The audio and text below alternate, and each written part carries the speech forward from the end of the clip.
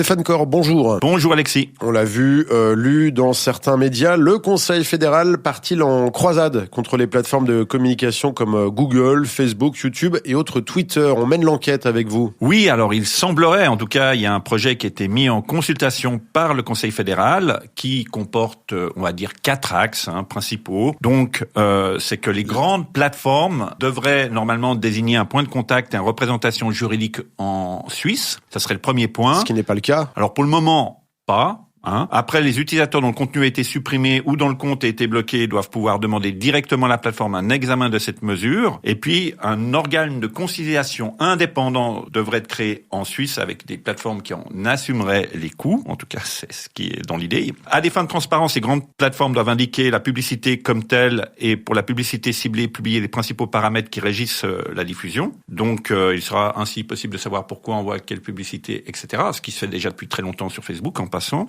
Les utilisateurs doivent pouvoir signaler facilement aux plateformes les appels à la haine, les représentations de violence et les menaces. Les plateformes sont tenues d'examiner ces signalements et informer les utilisateurs du résultat. Quand on voit ces axes de réflexion menés par le Conseil fédéral, on a l'impression que c'est un coup d'épée dans l'eau, parce que ça existait dans sur certaines plateformes de communication déjà. Alors, il y a des choses qui existent déjà sur certaines plateformes, mais il y a surtout un règlement européen qui est le Digital Service Act, qui est entré en force pour les grandes plateformes déjà dans un premier temps et pour toutes les plateformes prochainement, dans une année. Et ce règlement européen traite de tous les points qui sont mis en avant par le Conseil fédéral, si ce n'est à part, bien sûr, une représentation suisse et une prise en charge de frais de modération en Suisse, etc. Bref, de ce qui était mis en avant par rapport à cette approche de conciliation.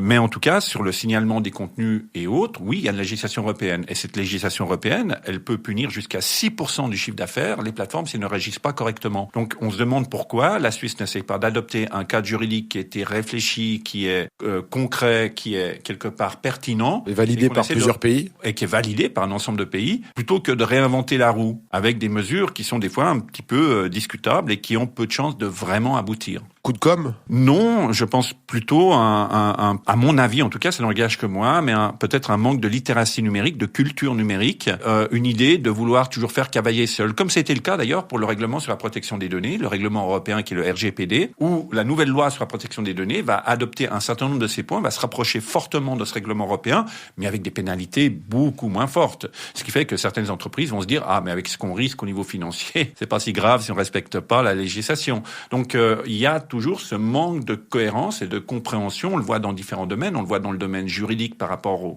cyberharcèlement. On le voit par rapport à la punition des actes de pornodivulgation et autres. On a toujours un temps de retard. Espérons que ce temps sera rattrapé un jour ou l'autre. Stéphane Corr, en tout cas, merci pour cet éclairage. Avec plaisir.